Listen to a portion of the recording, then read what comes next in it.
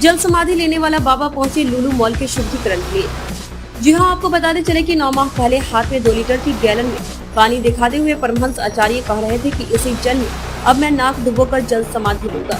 2 अक्टूबर 2021 तक यदि भारत को हिंदू राष्ट्र घोषित नहीं किया गया तो 2 अक्टूबर को दिन में 12 बजे सरजू जी में मैं जल समाधि ले लूंगा।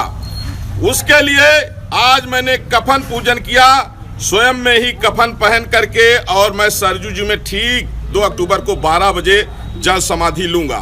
क्योंकि अगर भारत हिंदू राष्ट्र घोषित नहीं हुआ तो संविधान, अदालतें, लोकतंत्र, मानवता, भारतीय संस्कृति, ये सब उसी तरह से खत्म हो जाएगा जिस तरह से कभी भारत का हिस्सा रहा Pakistan, Afghanistan, Bangladesh, Iraq, Iran, Syria. Lucknow के लुलु मॉल में नमाज पढ़ने के 4 आरोपियों की गिरफ्तारी के बाद अयोध्या के जगत गुरु परमहंस आचार्य लुलु मॉल में शुद्धिकरण करने के लिए पहुंच गए। पुलिस ने उन्हें मॉल के पास ही हिरासत में ले लिया है। इस दौरान उनकी पुलिस से झड़प भी हुई। नाराज होकर उन्होंने पुलिस अधिकारी से कहा कि मैं भगवा पहने हुआ हूँ, इसलिए तुम मुझे रोक रहे हो और टोपी वाले को नहीं रोकते हो।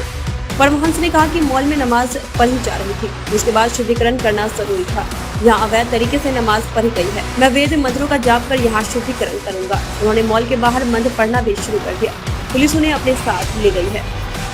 रोक रहे अरे तुम दूर चलो, दूर खड़े हो, दूर खड़े हो, दूर खड़े हो। आशीष थोड़ा पीछे, शिष्टाचार आता है नहीं, कैसी बात करें? माने भारत में के भगवा का वहीं दूसरी तरफ सीएम योगी के सख्त आदेश भी आए हैं। सीएम योगी ने कहा है कि शहर के एक नए मॉल को राजनीति का अड्डा बना लिया गया है।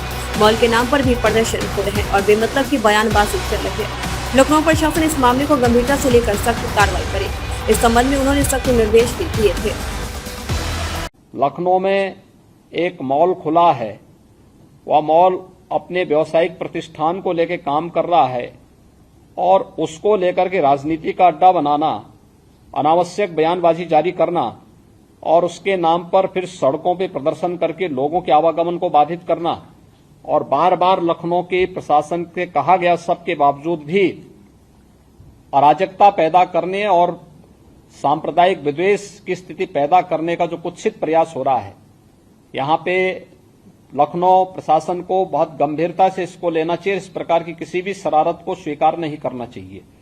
सख्ती से ऐसे तत्वों से निपटना चाहिए जो अनावश्यक मामलों को बढ़ावा देकर के माहौल खराब करने का प्रयास करते हैं। बहुत सारे माध्यम हैं, अगर किसी को सूचना लेनी है वे सूचनाएं उन लोगों से जाके ले सकते हैं, लेकिन कोई हस्तक्षेप करके आवागमन को बाधित करेगा। मैंने पहले कहा कि सड़कों पर या पूजा के लिए या किसी भी अन्य कार्यक्रम के लिए कोई जगह नहीं होनी चाहिए और इसको किसी भी प्रकार की अनुमति नहीं दी जानी चाहिए। जो शासन ने पहले से व्यवस्था बनाई है उसको हम सख्ती से लागू करें, इन चीजों को तय करें।